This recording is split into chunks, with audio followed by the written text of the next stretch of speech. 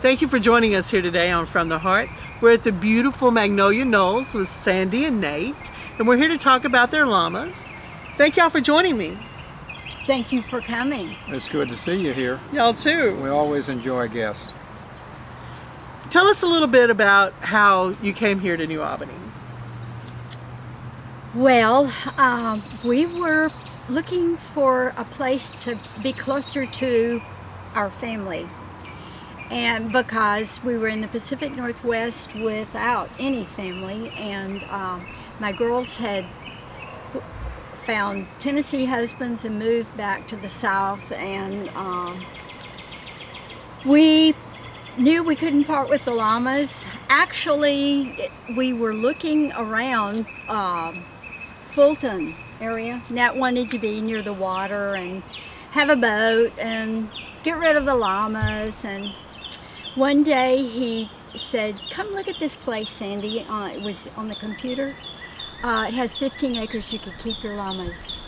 And I looked and I thought, oh, it's so much closer to my sister and my kids than Fulton, that of course I voted for keeping the llamas and the 15 acres. So that's how we got here. Well, good. And you're a Southerner Well, also. I'm also a Southerner from Louisiana, and that's the reason I talk this way. And I've been here for 12 years, and I still get, "And where are you from?" But we love it here. We bought more acreage. We now have 20 acres here in the middle of almost downtown New Albany. We're 5 minutes from Walmart, which we go to 3 times a day. We do. And we're fortunate to have our llamas here with us. And we get to see our family, and we discovered what a great town New Albany is. Well, we're glad y'all moved here. The llamas are such a magnificent animal. You know, they're useful in the packing, in their wool. They're also just beautiful to look at. We've been living with llamas for almost 30 years, and we hope to do that for as long as we live. I am Sandy Schattinger, and I'm a llama wrangler, a llama mama. And we've been living here in Mississippi, New Albany, Mississippi, for 13 years. I'm Nathan Schattinger, and I'm a retired merchant naval officer. And I've been living with llamas for 28 years and enjoying every minute of it. Lightning Bolt is a grand champion. He won a reserve grand champion and then a grand champion by the other judge. There were 2 judges.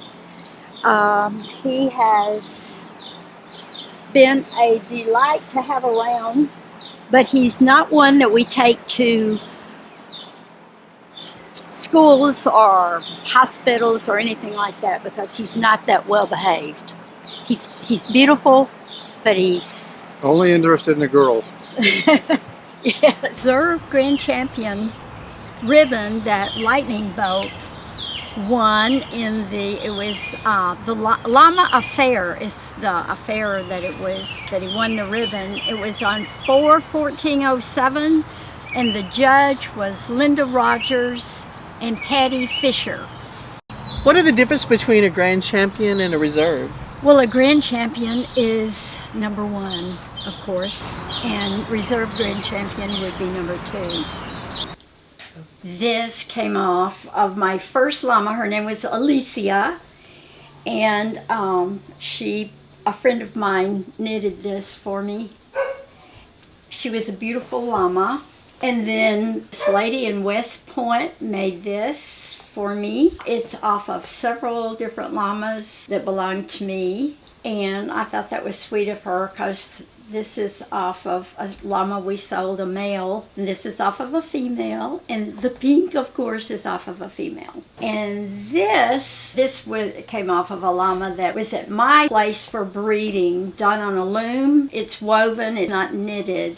This is knitted and then felted, and then she needle felted the little llama on the bag. And to needle felt, you just take a needle and you make the fiber attach to whatever garment that you have. Sandy, where did you grow up? Well, I grew up in Memphis, spent a lot of my summers in Randolph, Mississippi, and that's one reason I was anxious to get back here. I like it here. Nate, where did you grow up at? I grew up in New Orleans, in the city, and I spent my teenage years there and then joined the service. And after that, I traveled most all my life until I retired a few years ago. Yeah? You're not doing any traveling since you retired? My idea was to carry an anchor on my shoulder, walk inland, and when somebody asked me what that was, this is where we settled. We are Magnolia Knoll llamas. Well, in 1990, we bought our first 2 llamas and became Windhaven Farms.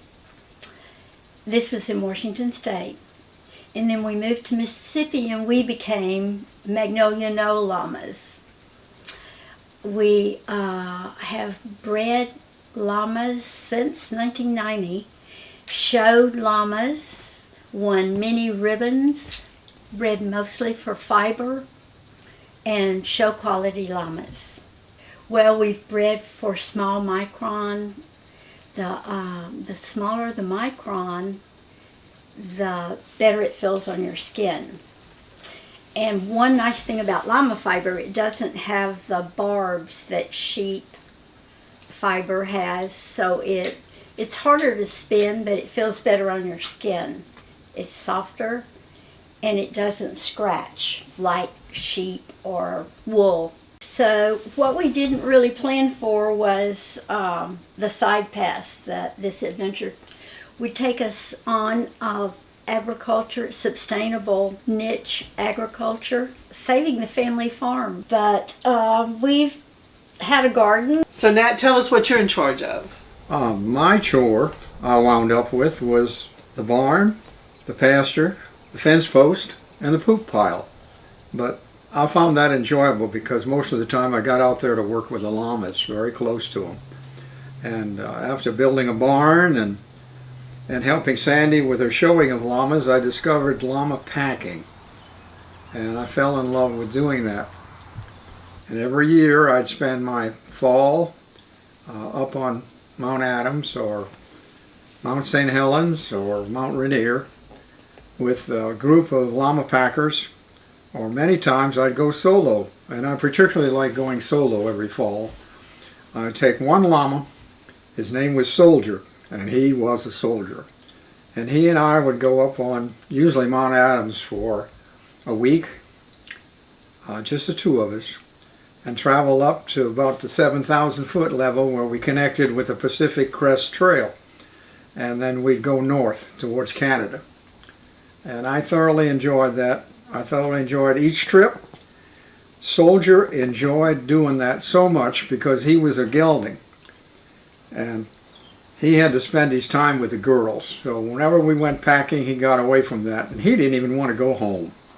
In fact, one year, we came back to the highway, and I tried to load him in the trailer, and he wouldn't get in the trailer. For a long time, I thought I was going to have to shoot him and drag him home, but eventually I got him into the trailer, and back he went with the girls. And every year he looked forward to that, and I did too. And I continued to pack llamas. Even here in Mississippi, we found a group that packs llamas. In Tennessee, just a few hours away, and we go to a llama pack trial where we gather with llama people that pack, and there's a campfire, and there's Dutch oven cooking, and it's another niche, as Sandy talked about, of llama packing. The name of the place is Cumberland Furnace, Tennessee. It's close to Nashville, and the reason they call it Cumberland Furnace was there's a building there where during the Civil War they made cannonballs, and they had a furnace there. And the pack trial's held on a very beautiful farm on a river, and it lasts for a long weekend usually. And there are about 20 or 30 people, and it's a lot of fun. Sounds like it. Mm-hmm. We saw a photograph earlier with 3 llamas, and you were packing with a beautiful mountain behind us. Tell us a little bit about that trip. Oh, that's a trip I made every fall. Mount Adams is west of Vancouver, Washington, not far from Portland, about a 2-hour drive. It's about 9,500 feet tall. Always has snow on it. An interesting thing about it is the Pacific Crest Trail, which goes from California all the way up to Canada, skirts around half the side of the mountain on the west side. And the trail is well maintained, and there are people on that trail all year long, especially in the summertime. And the most interesting thing is when I'm up on that trail with my pack llama and the backpackers came by, they're always amazed at the fact that I didn't have to carry anything, that my llama carried about 70 pounds, and that was more than most of the llama packers could carry at one time, and they were really amazed by that. And there are literally hundreds of people on that trail up and down all year long, particularly in the summertime. Right. And then you have to use special gear on the llamas so Yes. they don't get injured, right? They have a special saddle. They have a weak spine, so the saddle, and they have a long back. So consequently, to carry a load, it sits on both sides of the top of the rib cage, and on each side. And usually have what they call packs, or panniers they're called, and each one can hold about 40 pounds. And I usually don't pack more than about 80 pounds on a llama, because that's about the limit for most of them. But they have been known to pack 100 pounds in Peru, where they are really used for beast of burdens. What kind of, do you have to take special food along to feed them, or do they eat the grasses? They eat the meadows, in the grass, but I always take a little grain with me in case for some reason they get spooked and get away. I can call them back with grain because they love grain. Normally we just stake them out. In other words, we put them on a tie line with a stake in the ground and let them eat the meadow. I noticed that in that photograph they had a mask on their face. Yes. We put the mask on llamas is because of the fact that often we run into wild plants along the West Coast mountains that are toxic to llamas, particularly rhododendrons. And so we put the mask on there so they can't browse as they walk along, which they will do if they can reach it from the trail. And so it's poisonous to them. We do that quite often if we're traveling in areas where, particularly on the western mountain, and since they never had that where they were raised and through the years evolved, they have no protection against the toxins in it.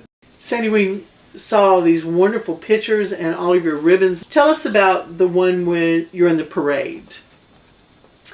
Well, my parade llama was Full Sail was his name, and he did the Portland Rose Parade for 10 years in a row. And we always loaded him down with flowers. You had to have real flowers, no artificial anything. He carried a little pack with flowers, and everyone was amazed at the llamas. We went in a group. It was called Southwest Washington Llama Association. And there was usually about 20 people with their llamas in the group, and had a good time. And then showing was the other thing I did with my llamas. That promotes a sale, maybe. And won quite a few ribbons. I did all the veterinary work that my vet didn't do. The deworming and the annual vaccination that they need to survive. They have it's an overeating problem that they can have. So you give a CDT once a year. That's a tetanus, has tetanus in it. What is one of your favorite show ribbons that you have earned? Of course, a Grand Champion, and we still have the Grand Champion llama out there. His name is Lightning Bolt. And we've tried breeding him to several females, and he's never settled a female. But he's beautiful. He's beautiful to look at. But that llamas are the most versatile animal that I've ever came in contact with, because you can use their fiber. You can. They do obstacles. They can be trained to do obstacles or drive a cart. They're wonderful in the show ring. They can pack 70 pounds, and save your back.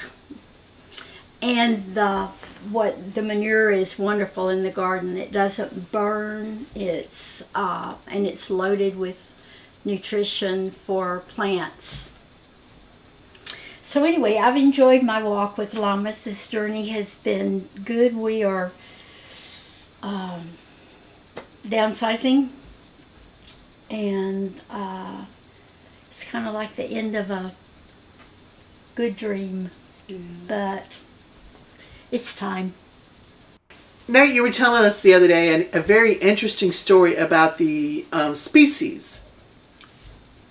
Yes, actually, a llama is not wild. There were never llamas in the wild in South America. Their homeland is mostly Central and North South America, and they were bred from several different varieties of camelids that were native to the Andes Mountains. One of them is the Vicuña, a very small little camelid with very fine wool, and the other one is a larger camelid with little or no wool but size. About twice the size of Vicuña, and that's called a guanaco. Now they bred the Vicuña and the guanaco together and for wool, for fiber, and they produced what's called the alpaca, which was never in the wild either. And they're very popular in South America for their fine fiber. And the llama was bred to be a beast of burden up in the Andes Mountains by the native Peruvians and the natives that are in Brazil and Argentina and Chile. And that's how we come to have the llama today, was because of their hybridization. And they can pack up to 70 or 80 pounds. And they have good dispositions. People say they spit. Well, that might be true, but it's something that normally they do to protect themselves because they have no teeth. In fact, they don't even have upper teeth. They have no sharp hooves, and they have no horns. And so that's how they deal with each other mostly, is by spitting. But if they're properly and gently domesticated, they don't spit on people. That's interesting. I always heard that about them spitting. I'm going to tell you a funny story about llamas and spitting.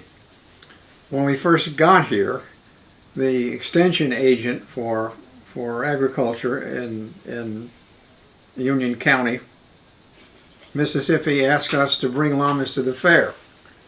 And we did. We brought two gentle boys, put corral panels up, and they put us right inside the gate, which was a good spot for everybody to see the llamas. After a while, we saw so many people just walk by and no one wanted to stop. And we were disappointed. So the next day I thought about this, and I finally decided I needed something better. And I thought I had an idea as why they didn't want to come up close and see the llamas. So I went to the bank and got a $100 bill. And when the people would walk by the next day, I'd hold up that $100 bill and say, "Come see these llamas. If they spit on you, you can have this $100 bill." What we found out was that most everybody that goes to the Union County Fair is willing to get spit on for $100. I have another interesting story. We were here about 5 years, and the president of the club in town, the Kiwanis Club, asked us if we'd bring a llama in for their luncheon at a local restaurant here. And it's a restaurant we go to, and we kind of knew the owner. And I asked the owner, when the club comes to have their luncheon once a month, and I've been asked to bring llamas, is it okay if I bring a llama in that back room through the llama door? Through the door, it was in the back. And she says, is that llama housebroken? I said, sure he is. And so I started my presentation. Sandy brought all her stuff and laid it out on a table, and about 10 minutes after I started to talk about llamas, and incidentally, the mayor, the alderman, a couple of doctors, most of the attorneys in town belong to this Kiwanis group. There was about 50 people there. I began my talk about llamas. It was entitled, All You Want to Know About Llamas and More. And after about 15 or 20 minutes, there was a knock at the back door of that luncheon room. Everybody was surprised. They weren't used to hearing a knock on the back door. And I went over there and opened the door and peeked out, and Sandy handed me the llama lead, and I brought the llama in there. Were they surprised? And I said, I just knew he'd follow me over here. And it really brought the crowd to a big laugh. I can't believe that. They were really surprised. And he's a good llama. He stood there like a stone. I finished my presentation, and Sandy came around and showed all the woolen items, and we did this for the Rotary Club as well. And they didn't know that a llama was going to be coming in there. That was a nice surprise. This picture here of a llama in the Rose Parade in Portland, Oregon is sort of special because you notice the way he's looking up like that? A float went by, and they had a camera that would go over the top of the float on an articulated arm, and that camera just went over the float, and he was watching it as it went over the top of the float. I was trying to get a picture of that llama by herself, and when Sandy walked into the pasture there, she went running over to Sandy, and I had a 200 millimeter lens, and I just went click, you know, without focus or anything, and that's what I got, and sent a copy of it to Llama Magazine, and they put it on the front cover. Panda. She knows her name. Panda. Come, Panda. Panda. Panda. A funny story about this llama is my wife usually would name the llamas when they were born.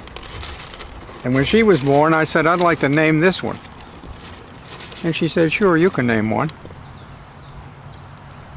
She said, what's the name? I said, her name, Panda? Panda, is Tammy Faye Baker. Take a look at her. Panda.